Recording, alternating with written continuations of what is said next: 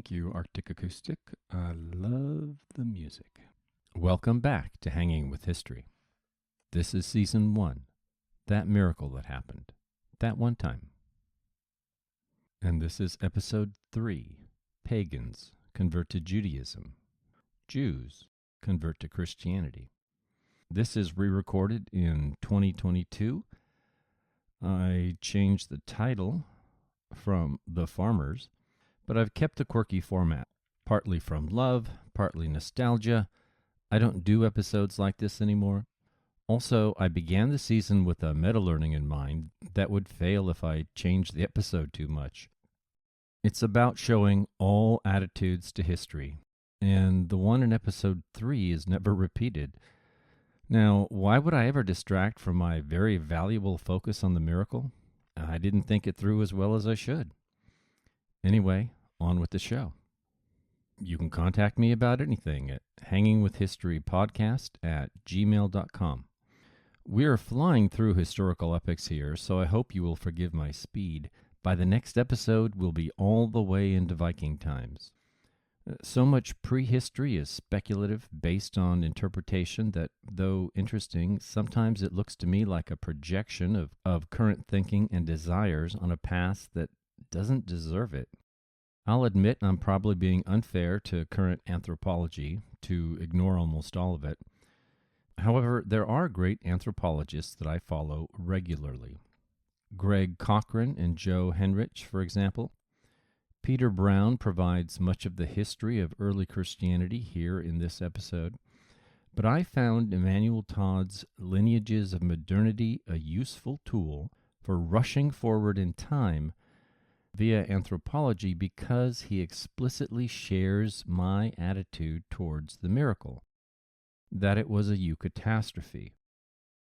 This idea of going so fast that we can get to a place where we can reasonably speculate on events which had or maybe had an effect on the miracle.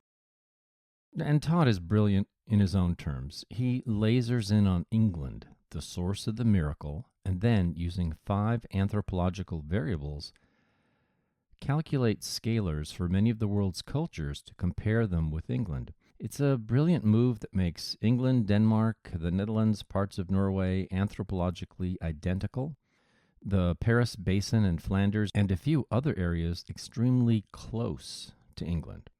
It's a handy tool. I'll describe more in detail later.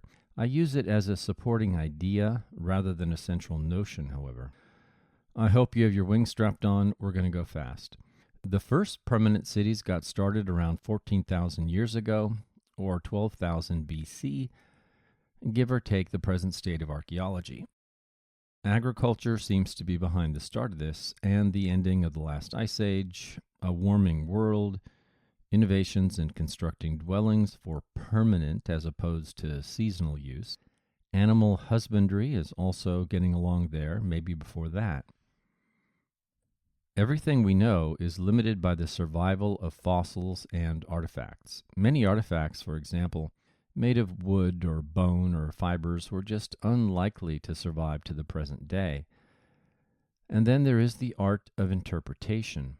James C. Scott's notion of a grain state, for example, is more solid than some that try to tell us vast amounts of social history from mere stone remains. The development of cities allowed a whole complex of new things to happen.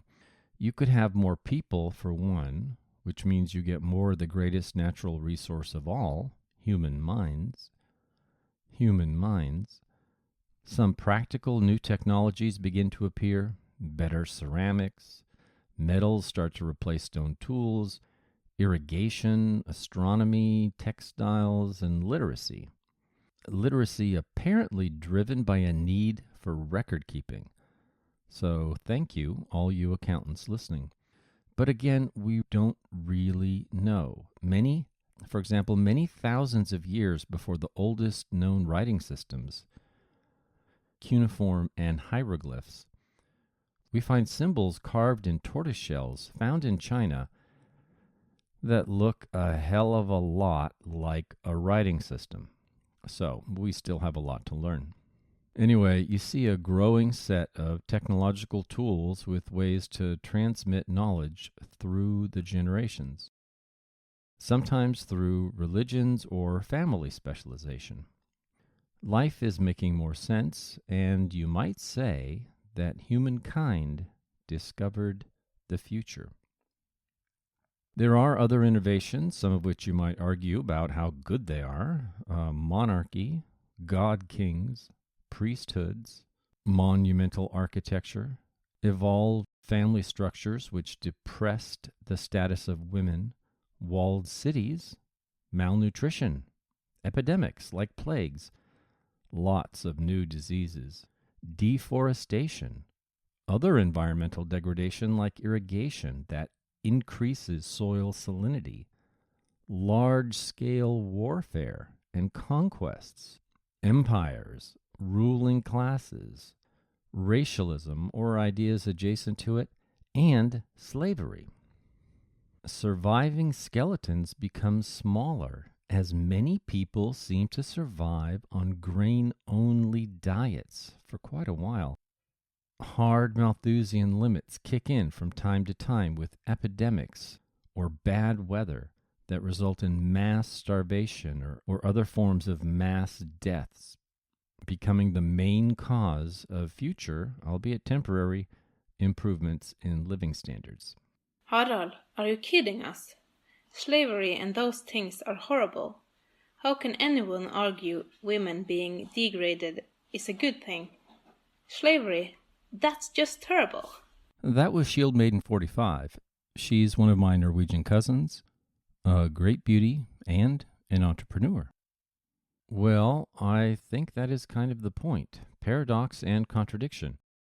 You get more people, which means more people get to live longer, much less violence than Paleolithic people as far as we can tell, but there are downsides to bigger, more crowded populations living off grain. The anthropologists, some of them, would argue that the original Homo sapiens were nuclear family focused, used pretty democratic decision-making with high status for women, and probably little or no slavery, but otherwise violent as hell, and I mean hell, with possibly half of adults dying of violence, though that's controversial too. And then with technological progress, things like agriculture and mining, you get a new kind of evolution arising from the pressure of competing human groups. The concept is adapt or die. And with this evolution, things like endogamous family structures and slavery for farm workers, servants, and miners begins to make sense. You need ideologies and stories to tell yourself why you are loyal to a clan and why you have the right to enslave those people, if they even are people. Aristotle's defense of natural slavery is like this. Religions to make sense of it all. Then there are life preferences. I mean, priesthood, rulers, and a warrior lifestyle is preferred by some to the hard work of tilling the soil and hauling the poop and building the buildings and all those other fun things. How is any of that evolution? Hey everybody, that's Arctic Acoustic. He wrote the podcast music. He's another cousin and a tech entrepreneur and just a great guy to hang out with. Places in the world where people have lived in permanent settlements longest have had more time to evolve under this kind of pressure, with other humans generating the evolutionary pressure in addition to the natural environment. It could be a question sometimes of your somatic lineage continuing as opposed to another one, or culturally your system of values and behaviors surviving and some other one being abandoned. Endogamous families, patrilineal families, are an example found in areas that have been permanently settled for longer than more peripheral areas that were either settled later or just weren't as good for people with the ancient technologies available. What is an endogamous family? One where you don't worry about inbreeding. cousin marriage, aunt, nephew, uncle, niece marriage kind of thing. They tend towards authoritarian patrilineal families with very, very low levels of status for women. The other kind is exogamous, where you marry outside family or clan. That just sounds gross, and talking about people like they are livestock is just disgusting. Yes, it does for us. It makes me feel really uncomfortable too, yet we can't ignore it when talking about the miracle. The miracle happened where nuclear families were the rule, primogeniture was only for elites, where women had higher status, and exogamous families, i.e., no marriage between the closely related. Anthropologists like Joseph Henrich argue that Westerners were generally psychologically different from people in the rest of the world, for these reasons and more that we'll hit on in a bit. The paradox is that the endogamous authoritarian family is more evolved, though they are the more backward parts of the world today. I don't like anything about how that sounds. You are saying that people are backward because of their families.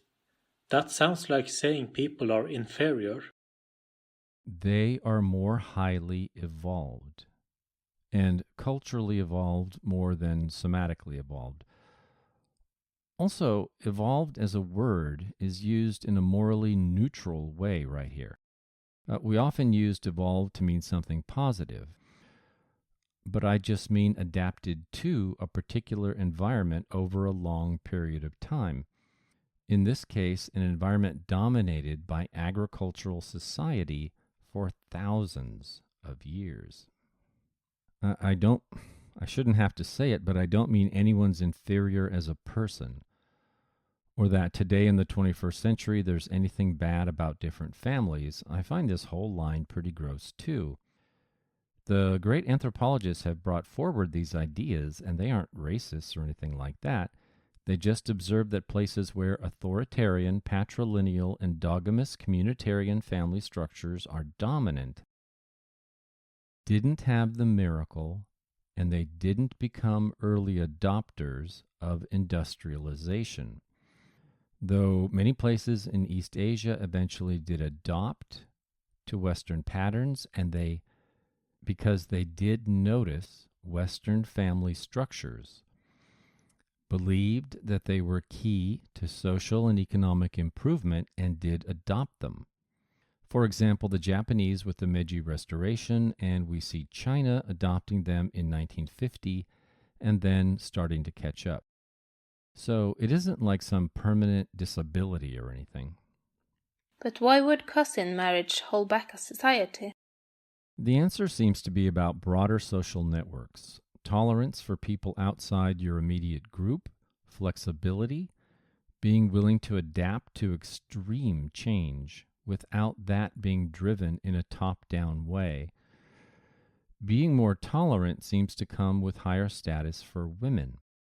So maybe being open to people who are weirder, taking them seriously, it might be, to take one example, that tolerance of eccentrics or people on the autism spectrum is vital for technological development.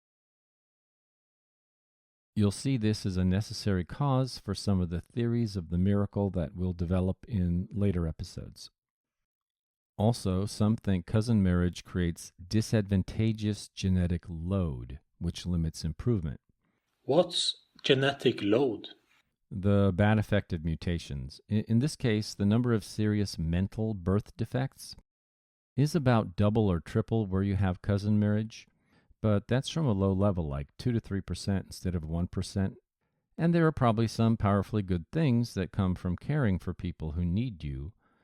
So I don't really buy it, although there are brilliant anthropologists who find it significant. There's another group, human biodiversity, that think clannishness is a significant human trait. And marriage across unrelated groups instead of within tends to reduce clannishness if practiced for a long enough time. It is widely accepted that the reason Christianity eliminated cousin marriage was to fight the tendency towards clannishness. That would be more of a cultural trait. I find that more convincing.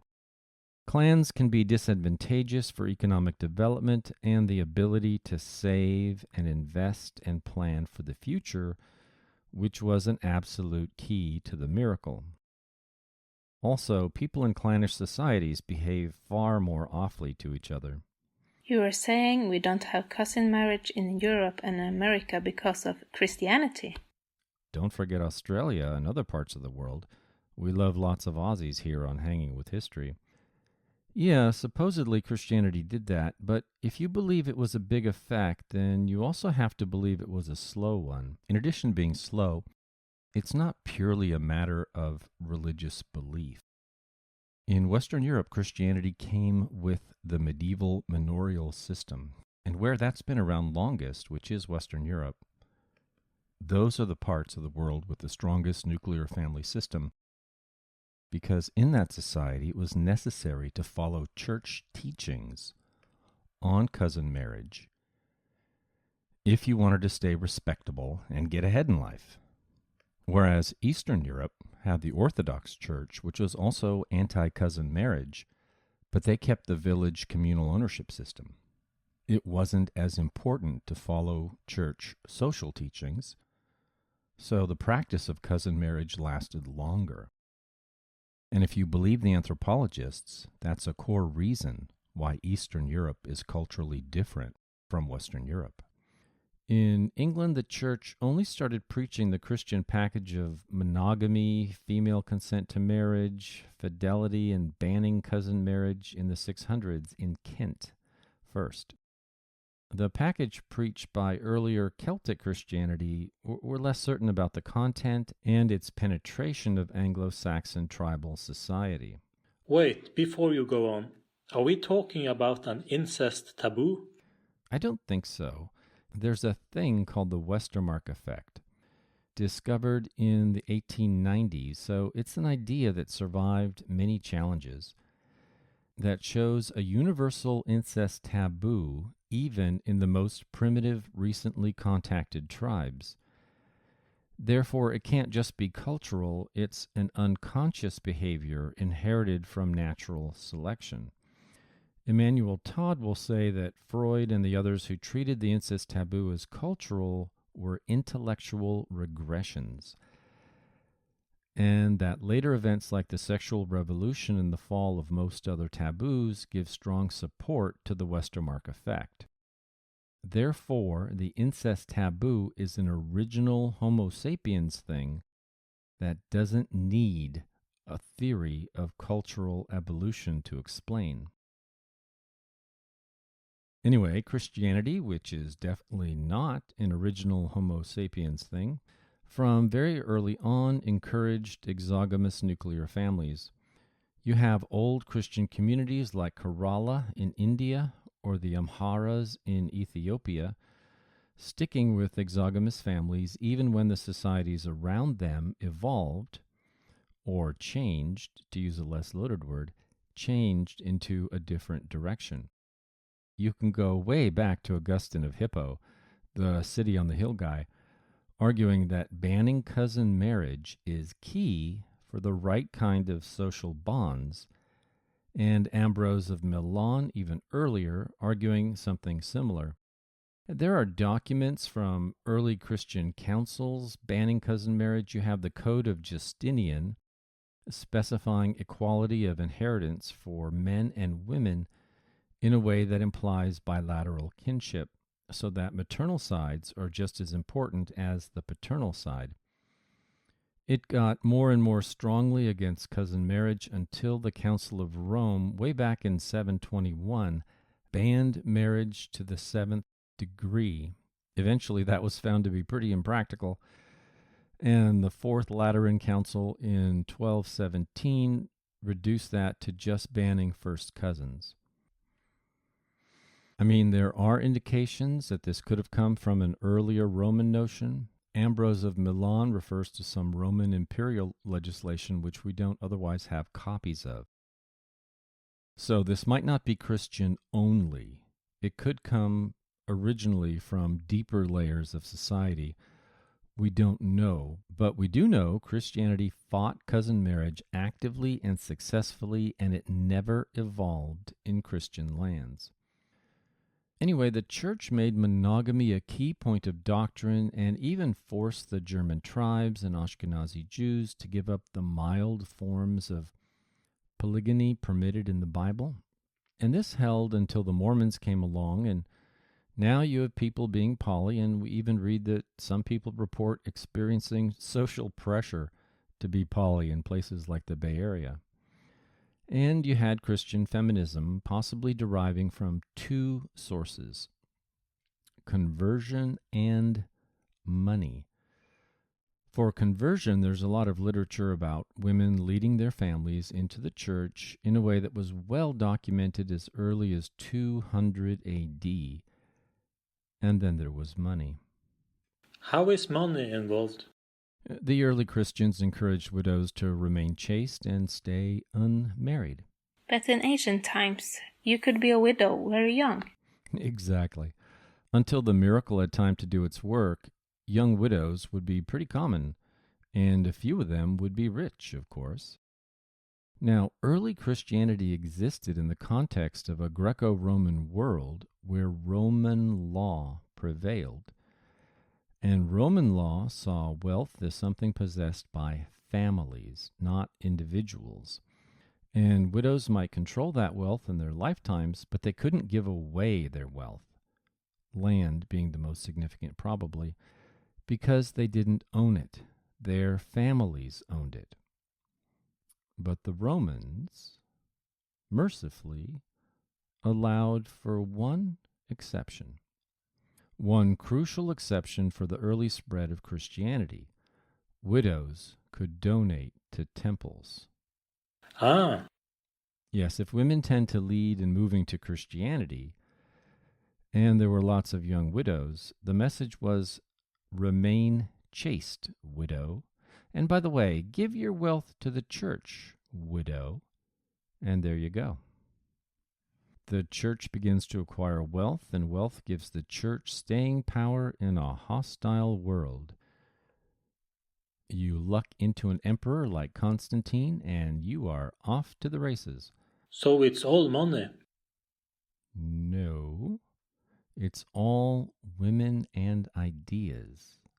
Christianity at first wasn't really visibly different from other Jewish sects. I don't mean to offend anyone Jewish or Christian by that. I mean not distinguishable for outsiders, and maybe not even for insiders at the time. It's tough for us to know.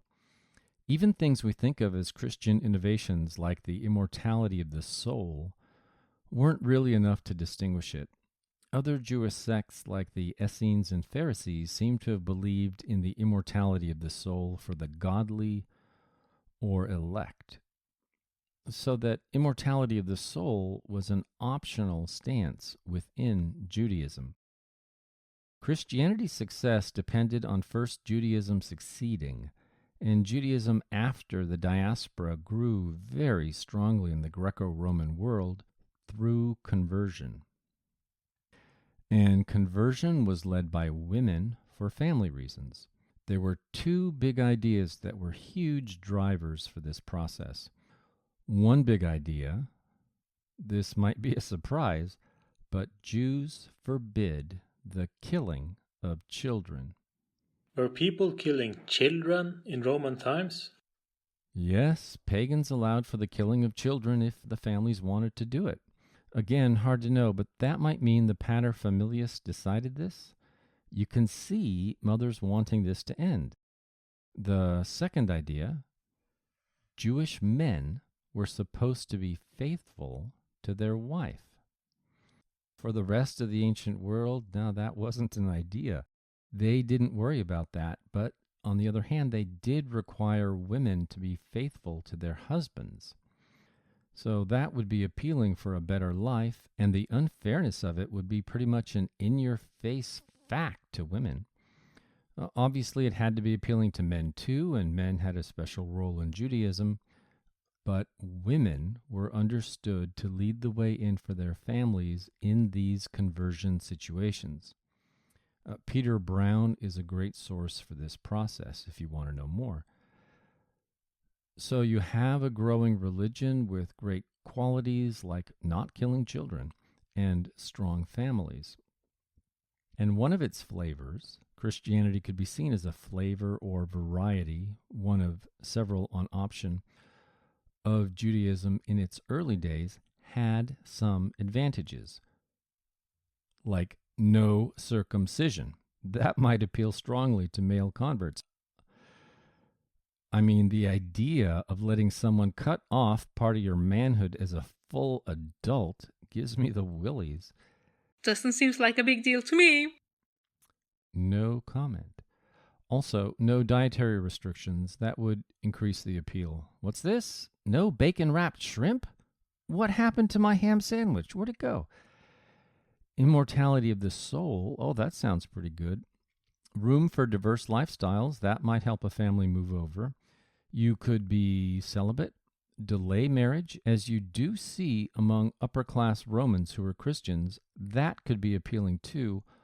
Also, Jews had another drawback. They had a revered rabbi who said that men should learn to read and study Torah. You are an illiterate peasant or artisan who doesn't otherwise have use for reading, and so you get out of that requirement. You also have the veneration of Mary, Mother of God, who may have been an appealing figure for Iron Age women. But I don't know if that's well-founded or just speculation. Seems reasonable anyway, don't you think? So, early Christianity has the strong appeal of Judaism without all the surface-level sacrifices, pork and foreskins, and learning to read. So, lots of Jews converted, though they may not even have seen that conversion as a big deal. And pagans did too. Enough to lead to Constantine, Augustine, and a major decline in the Jewish population through conversion. And the historians say it was led by women converting and getting their families to follow. In addition to all this work on the classical world, we have specific barbarian stories told about this. Clotilda affecting Clovis, king of the Franks, to convert in 498 among the Germans. And among the Slavs, we have Olga of Kiev in 957, although, of course, Vikings ruled the Kievan Rus. And it took another couple generations for the ruling classes of the Kiev Rus to convert, but a couple generations seems pretty quick to me. Anyway, you have a successful religion now, and it has a total system, a package deal, monogamy, faithfulness. Maybe remember that hypocrisy is the homage that vice pays to virtue if you want to say it isn't always true. No killing children, no cousin marriage, and that gets you a certain kind of society with certain habits of mind and subconscious assumptions. And Christ, as Christ, brings an ideology of love codified in the Bible with latent potentialities. Like all ideologies, its most radical interpretations would eventually be tried. The most radical interpretations of love. Love is very inconvenient for those who want to gain and hold power, so there's always pressure against it. In a world where warrior virtues will be extolled necessarily, love is nevertheless going to have a strong position, like Antaeus from the Hercules myth. Antaeus was a kind of modern superhero whose strength could always regenerate. Like Deadpool, love in a Christian society is like that. The message is right there, always right there, so even if people are not listening for a while, and who wants to listen to things like love your neighbor, forgive people? What? I hate those people. The message is there, and it will be heard eventually because the message of love is right there in the words. It has an effect now and then. If you take communion with rancor in your heart, your immortal soul is at peril. This works even at the point where high politics are affected. like Henriette Canossa forcing the Pope to forgive him, even when pure politics was leading the Pope to want to overthrow Henry. Also, the big idea from episode 2 reinforces the love message, since hard studying of the Gospels through the process described in episode 2 lands you at a message that love is supreme, which tends to make people believe it even when previously disposed to doubt it. So, early Christianity was the most appealing idea in the ancient world, and everyone converted. Is that the idea you are trying to sell? Oh, no, not at all. Christians were maybe 10% of the population at the time of Constantine, but much more dominant in the towns and cities. Remember, 80 to 90% of the people were rural. Something about it allowed it to spread powerfully in urban environments. And it probably wasn't eternal salvation. You had to give people something in the here and now. According to Peter Brown, early Christians were weird in the classical Greco-Roman world. They were more anti-lust, pro-virginity and chastity, and had this absolutely loony obsession over the degraded poor. These stances would be paradoxically appealing to some and appalling to others. The obsession over the poor, who would mainly be malnourished, was bizarre to a classical world that admired physical perfection. You might look at Instagram and say, the problem has come back with a vengeance.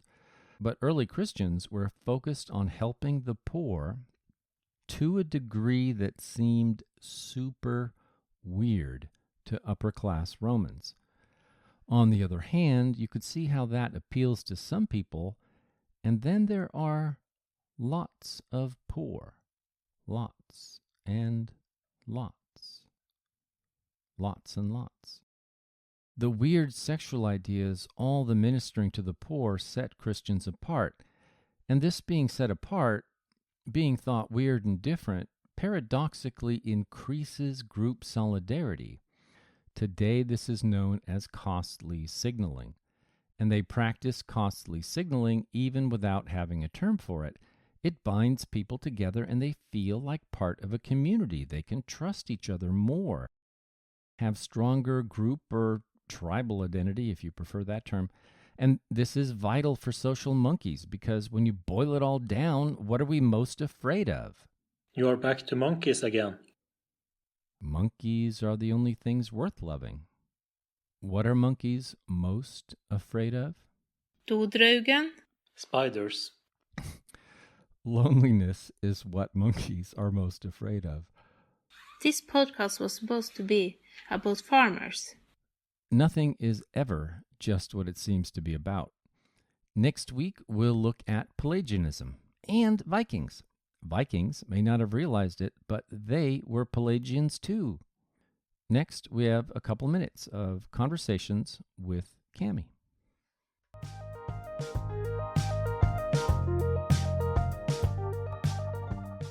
Okay, we'll figure it out. Cami, what did you think of episode 3? Well, there are things that stood out along the way, but I guess I have to go to my mom roots here and the mom of all our girls. Say what interested me a great deal was how women affected the growth of Christianity. You know, the widows donating the money, and they had the ability for the first time to affect, well, maybe it wasn't the first time, had the ability to affect the growth and the financial gains of the church, the directions the families took in joining the church and making decisions about religion. What do you think of the analysis of the motivations? What do you mean? No killing children, monogamy, and faithfulness. I would imagine that would have been pretty appealing at the time. I mean, if he would have tried to take one of my children away and kill it after I carried it all that time, I would have gone nuts. So the motivation, I think, was perhaps part of it as well. The monogamy, keeping your husband to yourself and maybe not losing him to someone and not having him have children with other women, because birth control wasn't a thing at the time. I'm sure all of those things were appealing to women of the age, but we can only guess. I'm making guesses. I don't know what it would have been like to live in that time.